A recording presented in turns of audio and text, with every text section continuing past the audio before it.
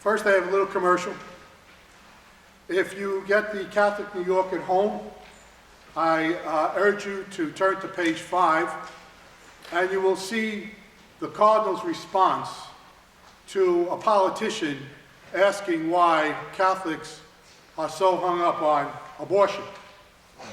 And in a very, very good and easy explanation, in a few paragraphs, the Cardinal explains the Catholic position, not just for Catholics, but for everyone. We're talking about the sanctity of life.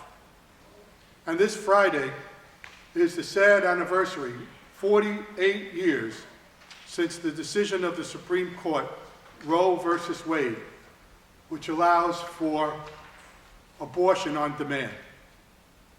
At that time, no one realized the extent that it would be. But keep in mind, we're talking about over 50 million lives were lost. Now they talk about worldwide 2 million lives lost in the pandemic. We're talking about over 50 million human lives lost because of abortion. And it's not because people think that it's not a viable human life. They do it because of their desire and lack of respect of human life. It is something that Catholics are very passionate about, and I'm not so sure, and this is not a political statement, this is only one deacon's opinion, that our incoming president, who claims to be Catholic, has this same passion about what abortion really is. End of commercial. We're in ordinary time. Last week was the baptism of the Lord. Some people say it was the first week in ordinary time. This is the second week in ordinary time. And that's not to mean that ordinary is not special.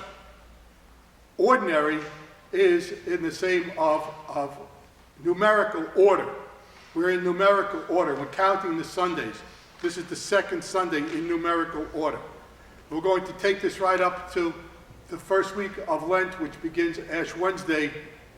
This week, I think it's February 17th, is it? Something like that. Anyway, but then we start Lent, and then after the Easter season, after Pentecost, we start right in again with ordinary time. Again, numerical order, not because it's not special, but because we're just counting the Sundays.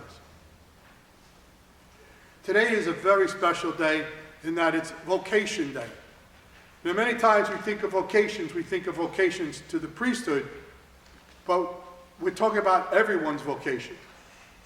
The Bible has many ways about it, but I have a little story to tell you about vocations, because it's for everybody. And Father may jump up and start yelling at me, but I'm still going to tell it. I watched a movie with my daughters many, many years ago, and it became one of my favorite movies. And it opens up with the main character of the story singing a song. Now, in deference to Jim, I'm not going to sing it, Jim, okay? All right. But the main character is singing the song, and there's an aerial view of one of the most beautiful wetlands that we have in the United States. You see the shimmering water, the beautiful lush green forest, and our hero is singing the song. And I'll just recite it. Have you been half asleep, and have you heard voices, somebody calling your name? Is this the song to see, heard by young sailors? Perhaps they are one and the same. I have heard it too many times to ignore it. It's something that I am supposed to be.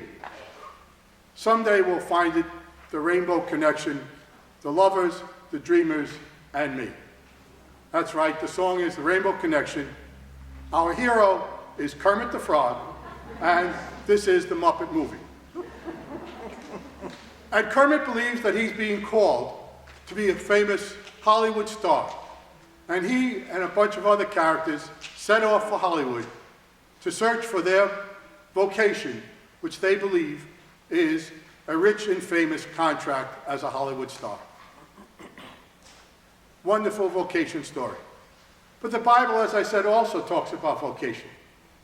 We have Jonah. Now, Jonah was told by God to go to Nineveh and preach to the people of Nineveh about their sinful ways. Jonah did not want to go to Nineveh. It's like father was told to come here to New York, and you could imagine he was kicking and screaming. But if they sent him down to Chicago's Port City and put him on a boat there, the next thing he'd wind up would be Milwaukee, which isn't any better than Chicago. So here he is in New York. Jonah didn't want to go to Nineveh. So he went the opposite way. He got on a boat and started heading off in the opposite way. And God sent a storm on the water. And when the sailors realized that it was Jonah's fault, they threw him over the side. Jonah, swallowed up by a large fish, spewed out on the shores of Nineveh, and he began to preach to the people of Nineveh. 3 more days, and you will be destroyed. And the people of Nineveh were converted. And that also upset Jonah. Boy, I'm going to tell you, it's all about the reluctant prophet. He was effective. The people listened to him, and they did convert. Jonah wasn't satisfied. But he was called, and he did finally what he was called to do. We have another vocation story in today's first reading. Samuel. Samuel, called by God. But the story begins much earlier than that, with Samuel's mother, Hannah. Hannah came to the temple every day, and Eli tried to chase her away, and she wouldn't. She wanted a son. And Eli told her, go home. You will have a son. And when Samuel was born, Hannah brought him back to the temple to be a student of Eli. And that's where we pick up a story today. Samuel sleeping in the temple, being called by God. We also have a calling. And you may hear your calling, maybe during prayer, maybe an inspiration, maybe even in a dream. We are all called.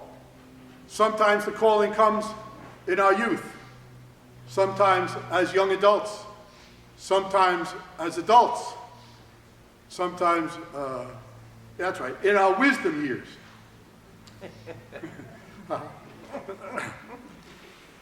It may be ordinary. It's a prompting in our hearts. We can't deny it. Maybe it's a person or an event. It could be anything. It could be a life-changing moment. It's definitely God's invitation to us.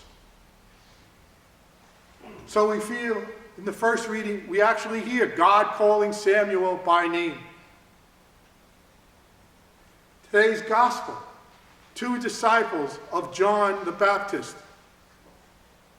were called. John points out Jesus and said, that's him. Behold the Lamb of God. And they followed Jesus. One of them, Andrew, after listening to Jesus, has to go find his brother, Simon. And Jesus sees Simon and changes his name. You're called Peter, which is rock. Father mentioned this one time before. It's a title. It's not just a name. It's a title, the rock on which the church will be built. In the Bible, anytime a person's name has been changed, it means some sort of mission. Abram's name was changed to Abraham, became the father of the holy people. Saul's name was changed to Paul, became a disciple to the Gentiles. Simon's name is changed to Peter, and he becomes the leader of the church. We are followers of Jesus. And however it started, he still calls us in our hearts every day. Now you may think that you missed your vocation, or that somehow or another it was changed. That doesn't mean you failed. When I was in high school, I was in a seminary. 4 years of high school and a year of college. And I left the seminary thinking I failed. And I wasted 5 years of my life. Later on, a priest said to me, "Paul, have you ever thought about being a deacon?" So I went and started my studies for diaconate. And one of the instructors said to me, "You know, Paul, you're different from the others." I said, "Well, I know I'm different." He said, "You've had more training." And those 5 years that I thought I wasted came back to me and helped me in my formation as a deacon. My uncle, father's brother, and his wife were both religious instructors for a long time. He was a brother, she was a nun. And they left their orders. And they got married. And they became wonderful and absolute terrific examples of Christianity that I've ever seen. Not only to their family members, but to the students that they continued to teach and to people around them. They didn't fail. Their mission was changed. Their calling was changed. So if you feel that you've missed or you've ruined things, you haven't. God calls you every single day, and your mission is constantly changing. Sometimes it's long-term. Sometimes it's short-term. Sometimes it's right now. You're needed right now. There are people that you will come in contact with.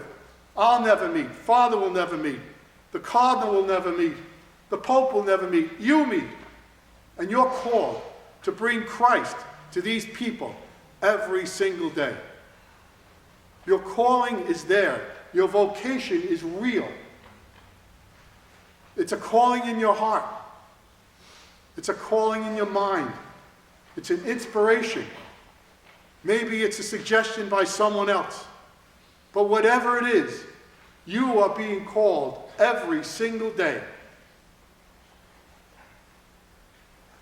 Our moments when we hear God's call are important. They're blessed. They're vocations. So my prayer today is that we may listen to the promptings in our hearts. And as the psalmist says, if today you hear his voice, harden not your hearts.